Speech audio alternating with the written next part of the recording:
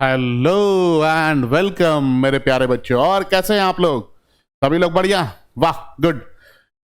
तो मैं सुशांत सर आप लोग के लिए आज फिर से कुछ नई चीजें लेकर आया हूं।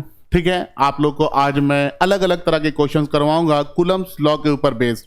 ये क्वेश्चन काफी इंपॉर्टेंट है आपके बोर्ड एग्जाम के लिए भी, अगर आप जेईई देना चाहते हैं तो उसके लिए भी। ठीक है, तो हम लोग कुछ क्वेश्चंस बनाएंगे आज कूलम्स लॉ, सिर्फ बेसिकली ये कूलम्स लॉ के ऊपर ही बेस्ड होगा। ठीक है, तो हम लोग स्टार्ट करते हैं अपने सबसे पहले सवाल से। हमारा सबसे पहला सवाल है, two identical small charge sphere, मतलब दो एक तरह के स्मॉल चार्ज स्फीयर है, दोनों का मास कितना है? m है। ठीक है, दो स्फीयर है और दोनों का मास कितना है बच्चों? m है। Hang in equilibrium as shown, ये दोनों इक्विलिब्रियम कंडीशन पे है। अभी इक्विलिब्रियम कंडीशन का मतलब होता है जहां पे नेट फोर्स जीरो लग रहा है। नेट फोर्स कितना लग रहा है बच्चों? जीरो लग रहा है। ठीक है ना। The length of each string is l, दोनों स्ट्रिंग का जो लेंथ है ये कितना है? l है। And angle made by any string with the vertex is, with the vertical is theta. Vertical से कितने एंगल बना रहे हैं ये लोग? थीटा का एंगल बना रहे हैं। एक स्ट्रिंग वर्टिकल से थीटा, दूसरा स्ट्रिंग भी वर्टिकल से थीटा बना रहा है। तो बोलता है find the magnitude of charge on each sphere, दोनों स्फीयर के ऊपर बताइए कि मैग्नीट्यूड ऑफ चार्ज क्या होगा। आइए देखते हैं, ये काफी आसान सवाल है ये, और हम लोग इसको बनाएंगे अभी। आइए देखते हैं, पहले यहां पे कुछ कुछ काम कर लेते हैं, है ना। ये बोला गया हमारे पास स्फीयर है। ठीक है, जब ये स्फीयर है तो यहां पे कुछ कुछ इक्विलिब्रियम पे है, तो नेट फोर्स तो वहां पे जीरो होगा। अब देखिए, दोनों के पास हमने मान लिया कि चार्ज कितना है बच्चों? दोनों के पास चार्ज है Q। ठीक है, दोनों के पास कितना चार्ज है? Q चार्ज है। दोनों का मास कितना है बच्चों? m मास है। चलिए, बहुत अच्छा। अब देखिए, जब ये हम लोगों ने इसे लटका दिया है, ठीक है, स्ट्रिंग से, तो पक्का है कि स्ट्रिंग में टेंशन लग रहा होगा। तो यहां पे टेंशन मान लिए हैं T, और यहां भी टेंशन कितना मान लिए हैं? T मान लिए हैं। ठीक है, इस टेंशन T का दो कंपोनेंट होगा, एक को हम बोलेंगे वर्टिकल कंपोनेंट और एक को हम बोलेंगे हॉरिजॉन्टल कंपोनेंट। ये थीटा है तो अल्टरनेट से ये भी थीटा होगा। तो ये वाला आपको क्या मिल जाएगा? ये आपको मिलेगा T साइन थीटा। क्या मिलेगा? T sine theta. और वर्टिकल में आपको क्या मिल जाएगा? वर्टिकल में आपको मिलेगा T कॉस थीटा। ठीक है, ये जो स्फीयर है, इस स्फीयर के पास मास है, और अगर मास है तो एक फोर्स वर्टिकली डाउनवर्ड में काम कर रहा होगा। मास है तो एक फोर्स होगा, और ये फोर्स वर्टिकली डाउनवर्ड में काम कर रहा होगा, और इस फोर्स को हम बोलते हैं mg। क्या बोलते हैं? mg। ठीक है, इसी तरह से यहां पे भी टेंशन T लग रहा है, तो इस टेंशन का दो कंपोनेंट होगा, एक वर्टिकल कंपोनेंट और एक हॉरिजॉन्टल कंपोनेंट। ये थीटा है तो ये वाला एंगल कितना हो जाएगा? थीटा है तो ये वाला एंगल होगा हमारा थीटा, और ये थीटा, ये T है, ये थीटा है, तो वर्टिकल डायरेक्शन में जो वैल्यू होगा ये T cos थीटा होगा, और ये जो वैल्यू होगा ये T साइन थीटा होगा। ये हमने अभी टेंशन के वजह से फोर्स पता कर लिया। ये दोनों के पास चार्ज भी है, और चार्ज का वैल्यू कितना है? Q अमाउंट ऑफ चार्ज है। जब Q अमाउंट ऑफ चार्ज है इनके पास, तो दोनों के बीच में इलेक्ट्रोस्टैटिक फोर्स लगेगा, और यहां पे जो इलेक्ट्रोस्टैटिक फोर्स है, मान लिए हैं कि दोनों पॉजिटिव पॉजिटिव है, तो यहां पे कितना फोर्स लग रहा है? Fe। क्या है? फोर्स Fe, जिसको हम लोग इलेक्ट्रोस्टैटिक फोर्स बोलते हैं। ठीक है, तो हम लोग जान रहे हैं, हम लोग को बोला गया है क्वेश्चन में कि ये जो है ये किस में है? इक्विलिब्रियम में है। अगर इक्विलिब्रियम में है मतलब के नेट हॉरिजॉन्टल फोर्स ये क्या होगा? जीरो होगा। नेट हॉरिजॉन्टल फोर्स क्या होगा? जीरो। अब नेट हॉरिजॉन्टल फोर्स बोले तो क्या? Fe minus T sine theta.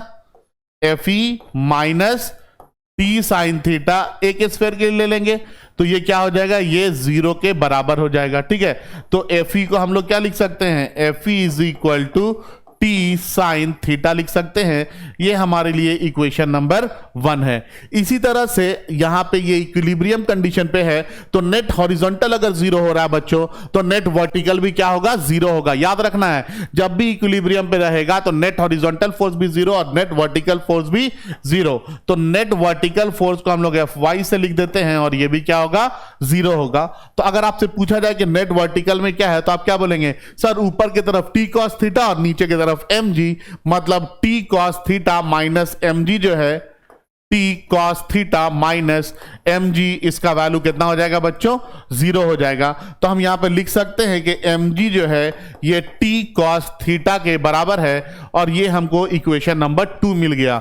हम करेंगे क्या कि 1 को डिवाइड कर देंगे, किससे डिवाइड करेंगे? 2 से डिवाइड करेंगे। तो हमको क्या मिलेगा देख लीजिए, T sine theta by T cos theta is equal to F E divided by M G.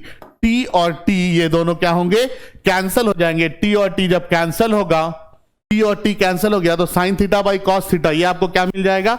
Sign theta by cos theta आपको मिलेगा टैन थीटा। क्या मिलेगा? Tan theta. और टैन थीटा इक्वल टू कितना आ जा रहा है यहां पे? F E divided by M g आ जाएगा ना।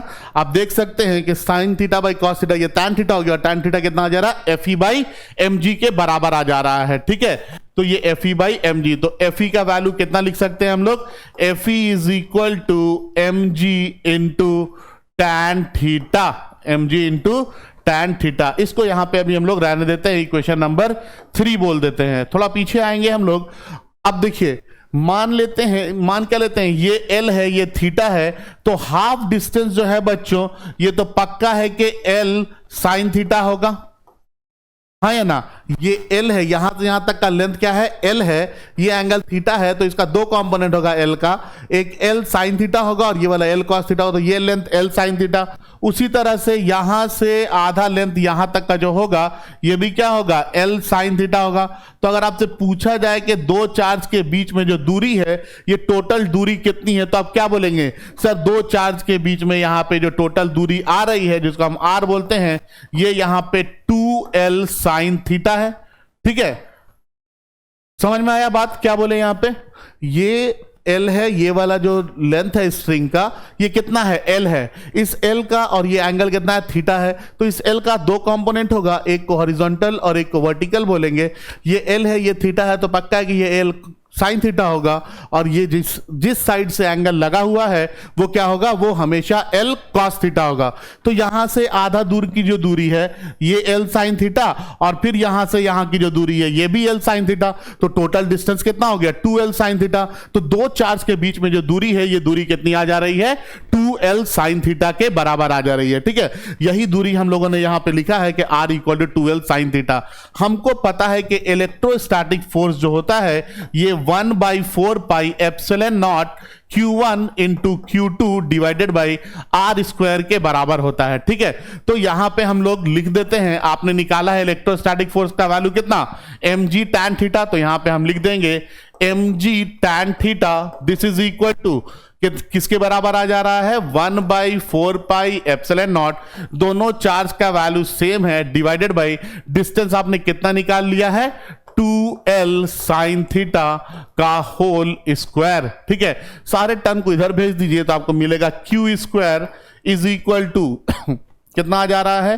4 pi epsilon naught into 4L into sine square theta into mg tan theta.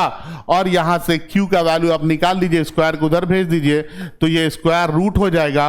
4 into 4 ये 16 आ जाएगा, पाई epsilon naught into L square into sine square theta into mg tan theta के बराबर। और यही चीज आपसे एग्जाम में, सॉरी आपसे क्वेश्चन में पूछा गया था कि बताइए चार्ज का वैल्यू कितना होगा।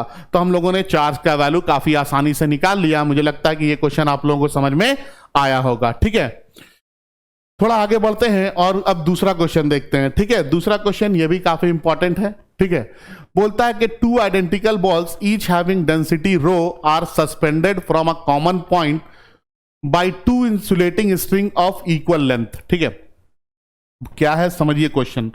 बोलता है कि 2 आइडेंटिकल बॉल हैं, इन दोनों आइडेंटिकल बॉल को हम लोगों ने 2 स्ट्रिंग से लटका दिया है। क्या किया है?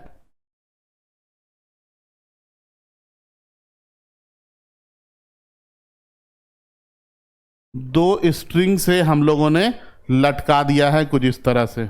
इन दोनों की डेंसिटी कितनी है बच्चों? रो है। ठीक है, इसके बाद क्या बोलता है? और दोनों का लेंथ क्या है? दोनों स्ट्रिंग का लेंथ जो है ये इक्वल है L। ठीक है, both balls have equal mass and charge, दोनों का मास और दोनों का चार्ज जो है ये क्या है, ये इक्वल है। चलिए ठीक है, दोनों का मास दोनों का चार्ज क्या आ गया, इक्वल आ गया। In equilibrium each string make an angle theta, जब इक्विलिब्रियम पे है तो दोनों स्ट्रिंग जो है ये वर्टिकल से कितना एंगल बना रहा है, थीटा का एंगल बना रहा है। अब आगे सुनिए, बोलता है now both the balls are immersed in liquid.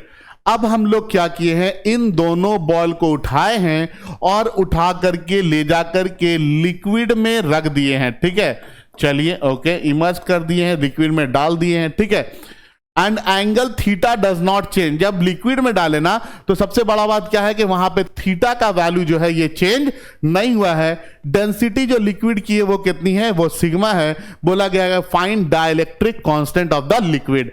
तो सबसे पहले यहां पे हम मान लेते हैं कि एक मीडियम है और इस मीडियम में हमने इसको ला करके इस तरह से कुछ रख दिया है इस बॉल को।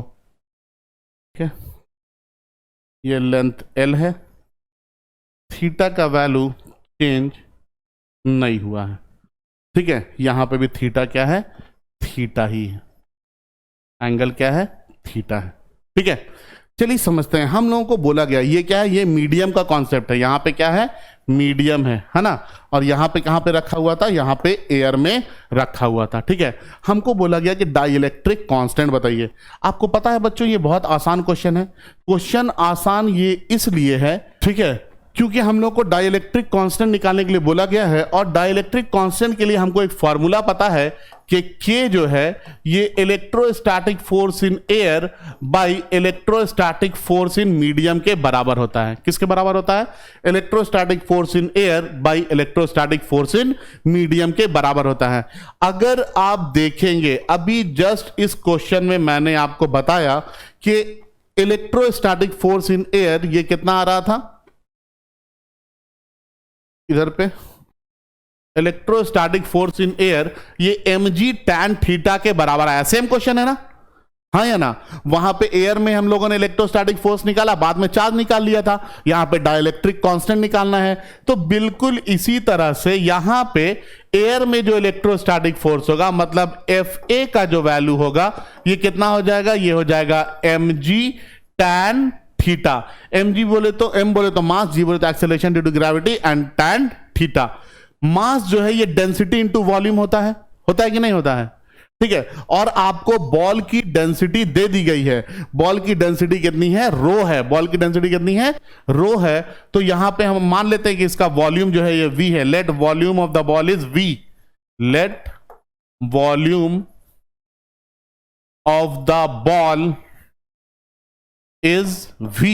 तो आप यहां पर लिख सकते हैं कि इलेक्ट्रोस्टैटिक फोर्स इन एयर ये कितना हो जाएगा, rho V g into tan theta. कितना हो जाएगा ये, rho V g into tan theta. ये हमने इलेक्ट्रोस्टैटिक फोर्स एयर में निकाल लिया। अब देखिए बच्चों, जैसे ही हम लोग इसको लिक्विड में डालेंगे, ठीक है, ये जो बॉल है जिसका मास m है, ठीक है, जिसकी डेंसिटी रो है, जैसे ही हम इसको लिक्विड में डालेंगे ये लिक्विड को करेगा डिस्प्लेस। क्या करेगा, डिस्प्लेस। और लिक्विड, जितना भी लिक्विड का मास डिस्प्लेस होगा उस मास की वजह से एक फोर्स जनरेट होता है ऊपर के डायरेक्शन में, जिसको हम बोलते हैं अप थ्रस्ट। क्या बोलते हैं, अप थ्रस्ट। ठीक है, तो अगर हम आपसे बोले कि यहां पे वेट कितना, तो आप वेट के लिए तो बोल देंगे कि सर mg काम कर रहा है और इस बॉल पे एक अपथ्रस्ट काम करेगा जिसको हम बोलेंगे m डैश g।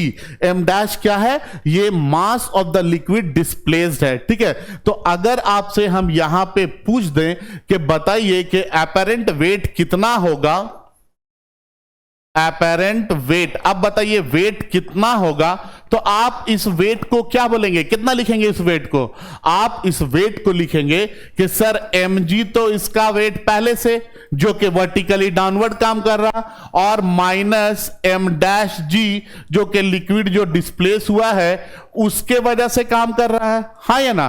तो इसको हम लोग क्या लिख सकते हैं, apparent weight w dash is equal to mass into g, मतलब rho v into g minus m dash क्या है, ये लिक्विड का मास है जो डिस्प्लेस हुआ है जिसकी वजह से अब थ्रस्ट आ रहा है, तो ये क्या हो जाएगा, ये रो v इंटू जी हो जाएगा। ठीक है, अब अगर आपसे पूछ दे कि बताइए मीडियम में इलेक्ट्रोस्टैटिक फोर्स कितना, तो ये mg क्या है, वेट है ना, weight into tan theta air में था, तो यहां पे भी क्या होगा, वेट एंगल सेम है इंटू tan थीटा हो जाएगा मीडियम में भी। ठीक है, यहां पे भी mg जो लिखे, mg क्या है, वेट है ना, ये मास, ये वेट है किसका, जो हम लोगों ने स्फेरिकल बॉल लिया है।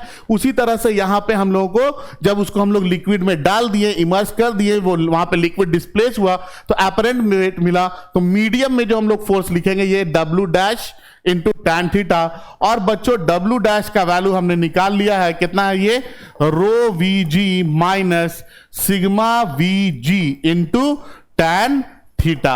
हमने इलेक्ट्रोस्टैटिक फोर्स इन एयर भी निकाल लिया, मीडियम भी निकाल लिया, तो क्या डाइलेक्ट्रिक कांस्टेंट निकालने में कुछ दिक्कत होगा, कोई भी दिक्कत नहीं होगा। आराम से यहां पे वैल्यू पुट करेंगे, रो Vg into tan theta divided by row Vg minus sigma Vg into tan theta के बराबर। tan थीटा और tan थीटा क्या होगा, कट जाएगा, Vg को कॉमन ले लीजिए, तो K इक्वल टू मिलेगा आपको रो Vg divided by row Vg minus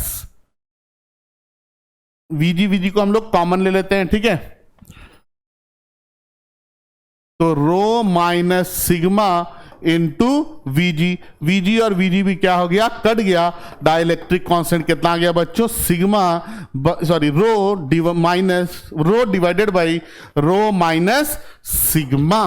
ठीक है, ये हमारा आंसर हो गया डाइलेक्ट्रिक कांस्टेंट के लिए। तो ये क्वेश्चन काफी आसान था, थोड़ा सा बस दिमाग लगाना था हम लोगों को कि डाइलेक्ट्रिक कांस्टेंट क्या होगा। डाइलेक्ट्रिक कांस्टेंट के लिए हम लोग फॉर्मूला जानते हैं कि ये रेशियो होता है electrostatic force in air to the electrostatic force in medium के बराबर। ठीक है, आगे बढ़ते हैं। ठीक है ना, इसके बाद बोलता है two small balls each having charge Q are suspended by two insulating thread of equal length L from a hook in an elevator. बोलता है कि एक एलिवेटर है, ठीक है, इस एलिवेटर में हम लोग क्या किए हैं, दो स्मॉल बॉल को लटका दिए हैं और दोनों का चार्ज कितना है बच्चों, दोनों के पास चार्ज है Q। ठीक है, are suspended by two insulating thread each of equal length L from a hook in an elevator. The elevator is free falling. अरे ये तो फ्री फॉलिंग का कॉन्सेप्ट आ गया, यहां पे एलिवेटर जो है ये क्या कर रहा है, फ्री फॉल कर रहा है।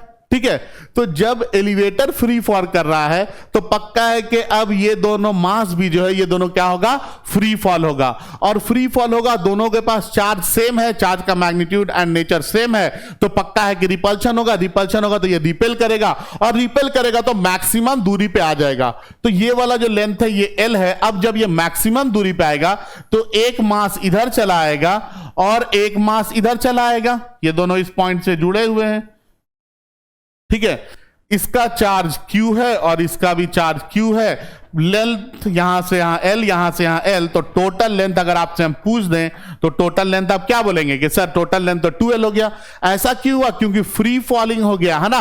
अब यहां पे ग्रेविटी जो है ये बिल्कुल जैसे ग्रेविटी में फ्री फॉल होता है, बिल्कुल उसी तरह से यहां पे ये क्या हो रहा है, फ्री फॉल कर जा रहा है। ठीक है, तो यही चीज है यहां पे। अब देखिए angle between the two threads and tension in each thread. Okay, तो हमको बताना है दोनों थ्रेड के बीच में एंगल।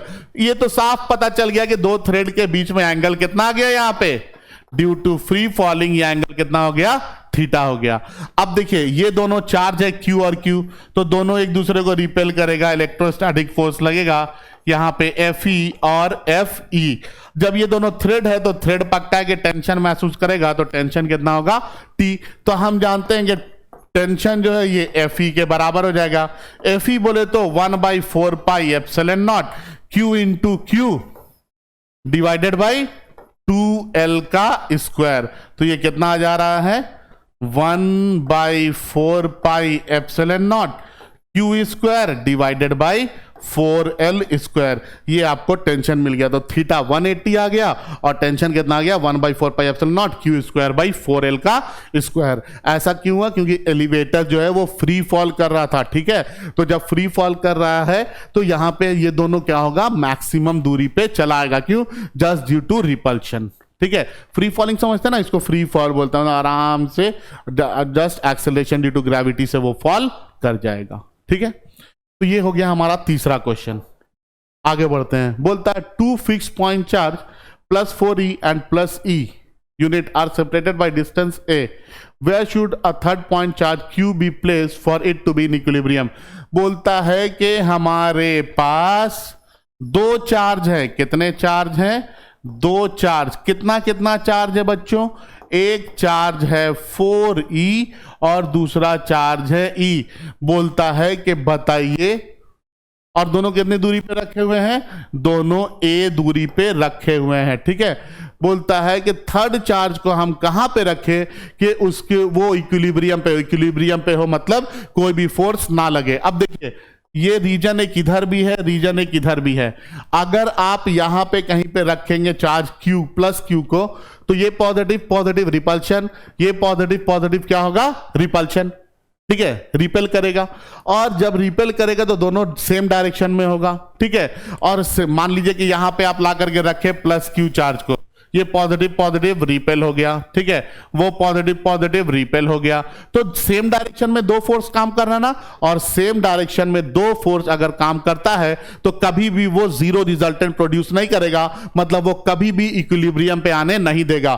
तो ये वाला रीजन तो यहां से कैंसिल आउट हो गया। ठीक है, अब आते हैं इस साइड पे, अगर हम इस साइड पे ला करके रखते हैं इस प्लस क्यू चार्ज को, तो ये पॉजिटिव पॉजिटिव फिर से रिपल्शन, ये पॉजिटिव पॉजिटिव फिर से क्या होगा, रिपल्शन, और फिर से रिपल्शन, मतलब दोनों का फोर्स का डायरेक्शन सेम हो गया, और सेम डायरेक्शन में काम करने वाले दो फोर्स कभी भी जीरो रिजल्टेंट प्रोड्यूस नहीं कर सकते हैं। तो ये वाला भी जो इलाका है ये क्या हो गया, खत्म हो गया। अब ये जो चार्ज जो जीरो रिजल्टेंट हमको मिल सकता है वो इन दोनों चार्ज के बीच में ही मिल सकता है। तो हम मान लेते हैं कि हम लोग यहां पे इस चार्ज को ला करके रख दिए हैं प्लस क्यू चार्ज को। ठीक है, इस प्लस क्यू चार्ज को हम लोग क्या किए हैं, यहां पे ला करके रख दिए हैं। ठीक है, ये E से जो दूरी है, ये दूरी हम मान लेते हैं कि ये x है, और 4e से जो दूरी है ये हो जाएगा a माइनस एक्स, कितना हो जाएगा, a माइनस एक्स हो जाएगा। ठीक है, चलिए अब आप लोग चीजों को समझेंगे कि क्या होता है। ठीक है ना, जो कॉन्सेप्ट बता रहे उस कॉन्सेप्ट को याद रखना है। ठीक है, चार्ज अगर सेम है, मतलब या तो दोनों पॉजिटिव है या दोनों नेगेटिव है।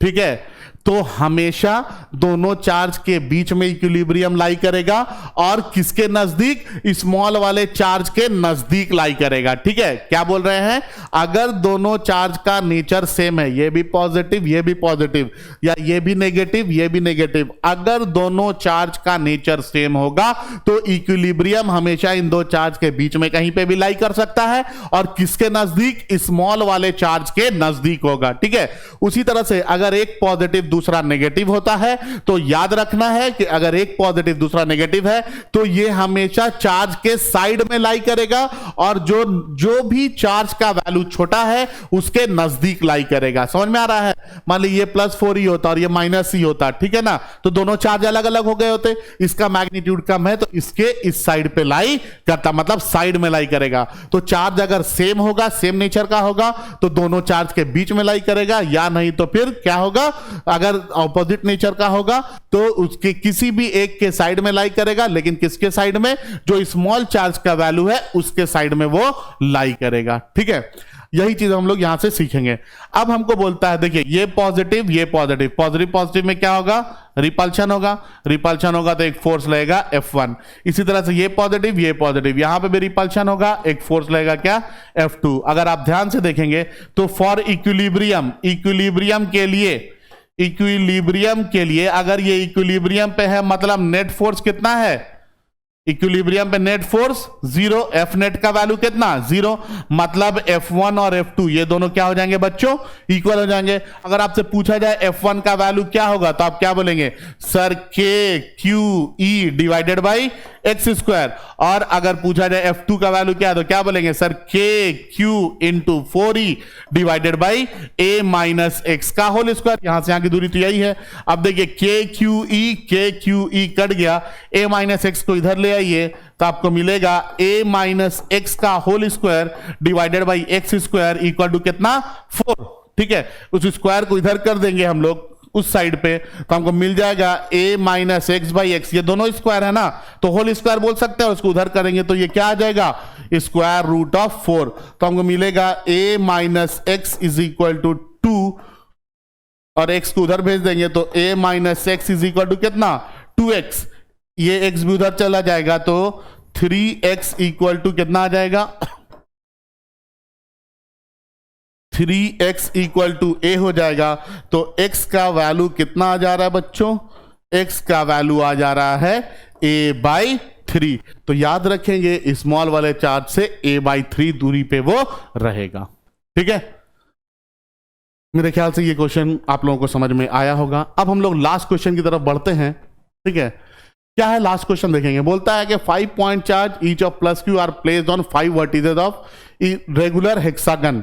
हेक्सागन किसको बोलते हैं, हेक्सागन हम बोलते हैं जिसके 6 साइड्स होते हैं। ठीक है, किसको बोलते हैं हेक्सागन, जिसके 6 साइड्स होते हैं। ये हम लोगों ने एक हेक्सागन ले लिया। ठीक है, बोला गया है कि इसके 5 वर्टेक्स पे, ठीक है, 5 चार्ज है, 5 चार्ज लिए हैं। एक वर्टेक्स यहाँ, यहाँ एक चार्ज, एक वर्टेक्स यहाँ है, यहाँ एक चार्ज, एक वर्टेक्स यहाँ है तो यहाँ पे एक चार्ज, एक वर्टेक्स यहाँ है तो यहाँ पे एक चार्ज, और एक यहाँ पे चार्ज, एक चार्ज यहाँ पे। इस तरह से 5 वर्टेक्स पे 5 चार्ज लिया गया है। और बोला गया है कि सभी का साइड का लेंथ कितना है बाबू, L है। बोलता है कि बीच में एक चार्ज रखा गया है माइनस क्यू, बताइए कितना फोर्स लगेगा। तो लगाइए, बीच में भी चार्ज लेकर के आएंगे। अभी ये रेगुलर हेक्सागन है तो इसको इस तरह से हम कनेक्ट कर दिए हैं। ये यहाँ पे सेंटर पे एक चार्ज है माइनस क्यू, बोला गया बताइए इस माइनस क्यू चार्ज पे कितना फोर्स लगेगा। यहाँ पे चार्ज प्लस क्यू है, यहाँ भी प्लस क्यू है, यहाँ पे प्लस क्यू है, यहाँ पे प्लस क्यू है, यहाँ पे भी क्या है, प्लस क्यू है। ठीक है, अब देखिए ये पॉजिटिव ये नेगेटिव अट्रैक्ट करेगा, ये पॉजिटिव ये नेगेटिव अट्रैक्ट करेगा, ये दोनों एक दूसरे को कैंसिल आउट कर देंगे। ठीक है, ये पॉजिटिव ये नेगेटिव अट्रैक्ट करेगा, ये पॉजिटिव ये नेगेटिव अट्रैक्ट करेगा, ये दोनों एक दूसरे को क्या करेंगे, कैंसिल आउट कर देंगे। मतलब अभी नेट इफेक्ट इस पे 0 है। ये पॉजिटिव ये नेगेटिव ये दोनों एक दूसरे को क्या करेंगे, अट्रैक्ट करेंगे। एक फोर्स लगेगा, फोर्स कितना लगेगा, F is equal to K Q into q, मतलब q square divided by L square. ठीक है, हम लोगों से यही पूछा गया, find the magnitude of force on point charge of value minus q placed at the centre of the hexagon. तो एक ही की वजह से फोर्स लग रहा ना, बाकी की वजह से फोर्स क्या हो गया बच्चों, कैंसल आउट हो गया। तो इसका आंसर क्या हो जाएगा, के Q square divided by L square. ठीक है, याद रहेगा आप लोगों को। तो बच्चे लोग, हम लोग आज का क्लास यहाँ पे करते हैं समाप्त। मेरे ख्याल से आप लोगों को जो है मेरा ये वीडियो पसंद आया होगा। आप लोगों को जो भी मैंने क्वेश्चन बताए हैं, ये सारे क्वेश्चंस आप लोगों को समझ में आए होंगे। अगर किसी को कुछ डाउट्स है किसी भी क्वेश्चन में, तो आप लोग मुझसे पूछ सकते हैं। मेरा व्हाट्सएप नंबर है आपके पास, आप लोग कॉल कर सकते हैं। ठीक है, तो प्लीज़ आप लोग कांटेक्ट करें, और कोई भी डाउट्स हो आप अपना क्वेश्चन भेज सकते हैं, आपको वीडियो उसका मिल जाएगा। ठीक है, तो आज हम लोग यहाँ तक रखते हैं अपना क्लास। प्लीज़ मेरे चैनल को सब्सक्राइब करें ज़रूर ज़रूर ज़रूर से। ठीक है, और लाइक और शेयर भी ज़रूर करें, कुछ कुछ कमेंट्स भी मारते हुए जाए। हाँ या ना, कमेंट्स भी तो मारना जरूरी है ना, लोगों का कमेंट्स पढ़ते रहना चाहिए। ठीक है, okay then, thank you, that's all for today.